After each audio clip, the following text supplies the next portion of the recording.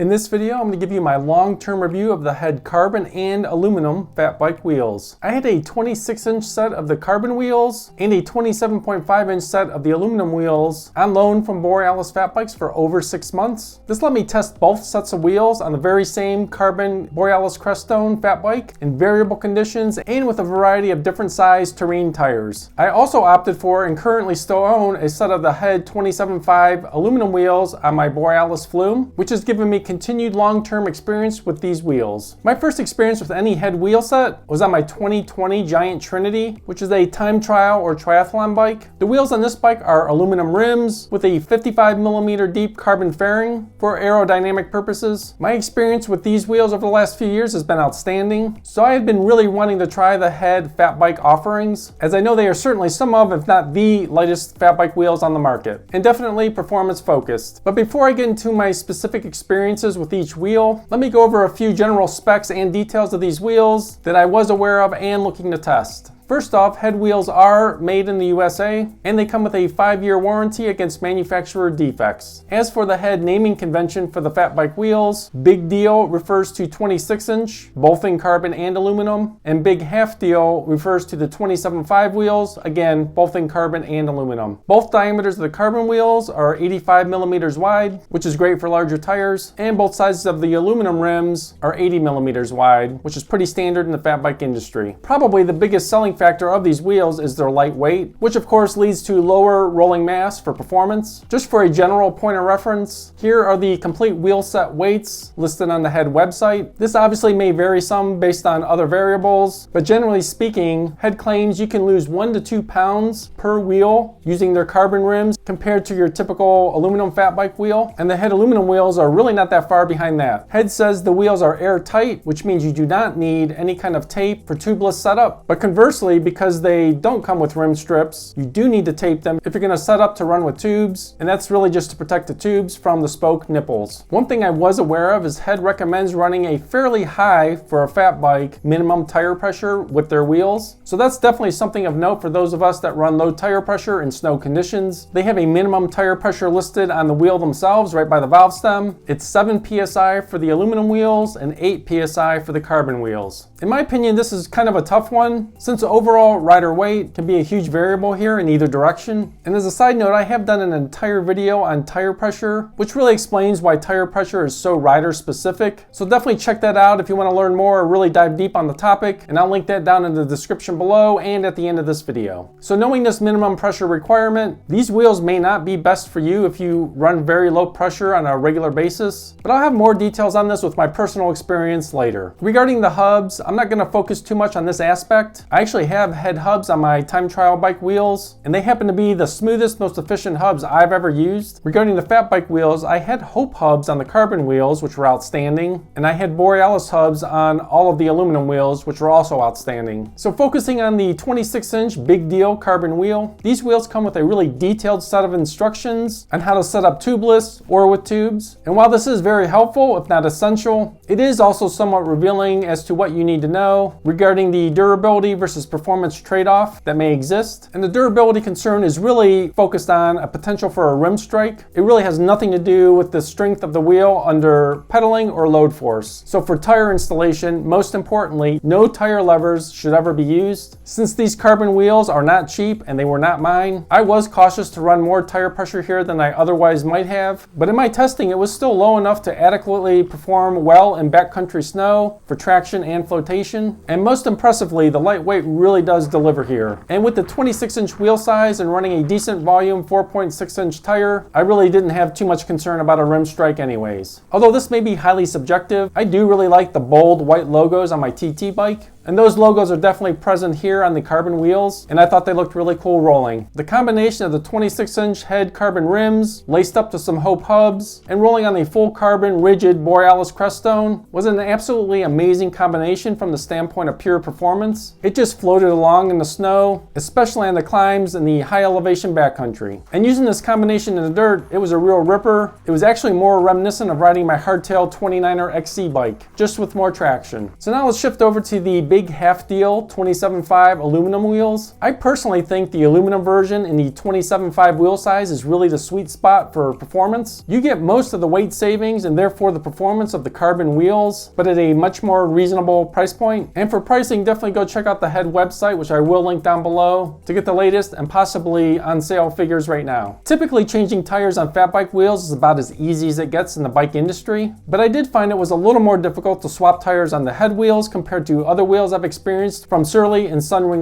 But on the flip side, due to the snug fit of the tires, it is much easier to air them up tubeless, and I'll talk about this in more detail in just a moment. One observation I've had with my own set of wheels that are on my Flume, which are set up tubeless and without rim tape, it does seem that they lose air much quicker than other bikes that I'm used to when they're not ridden for several days. And this is using both orange seal sealant and stands. But if I do ride for consecutive days, it does seem like they hold air much better. But this air loss has not been a problem at all during riding. And while I have not done so yet, next time I swap tires on my Flume, I'm contemplating actually adding a thin layer of rim tape to see if it'll improve that situation. The overall performance of the aluminum wheels is really exceptional, again due to the extreme lightweight. Much like the carbon wheels, you do still have to be mindful of low air pressure though, which might mean not going as low as you might prefer. And I could see this being even more of an issue with the 27.5 wheel size, as those tires may have a little less tire sidewall to work with when it comes to the risk of the rim striking a rock or something on the ground. However, thus far, all the experiences I've had with the aluminum wheels, I've been able to air them down to a sufficiently low enough pressure to get all the performance I need in the backcountry. I've also really pushed these wheels in some legitimate rocky Colorado trail conditions, and the performance was great, and I wasn't at all concerned with rim strikes, running summer pressures in a 4.3-inch tire. So let's circle back to a few more details on the tubeless setup aspect. So as mentioned, you do get detailed instructions on how to set these wheels up tubeless, and again, especially on the carbon wheels, no tire levers. Head's marketing term for their wheel design regarding tire setup is inflato-blam technology. The rims have a channel on the inside where the beads of the tire settles when installing it. To create a more airtight seal when inflating, they have what they call inflato bands, which is like a giant rubber band that actually seats inside that channel. What this does is it helps catch and seal the bead as you start to add air to the tire. As the air pressure builds, it allows it to force the tire out to the outer rim bead area and bam, into place. As I mentioned, I found airing up tires on the Head wheels to be super easy with a little blast of air from an air compressor, which is not always something I can say for other wheels I've dealt with, even using the air compressor. So what are my overall takeaways with the Head carbon and aluminum wheels? Are they even worth considering? So if you are racing, or if you just value the joy of peak performance, they definitely do succeed in transforming most fat bikes into pure performance machines. But on the flip side, you do obviously need to be cautious of rim strikes, as they may not be able to shrug these off in the same manner that other heavier but more durable rims may do so. If you're someone that absolutely must run super low pressure, like 2 to 3 psi on a regular basis, and the terrain is such that you may encounter rocks or roots under the snow, I would not recommend these for you. I also wouldn't recommend these for bike packing purposes or adventure riding with a heavily laden bike, where maximum durability is a fair trade-off for heavier wheel weight. But in my personal experience, I have used these on some pretty rough, rocky, and backcountry terrain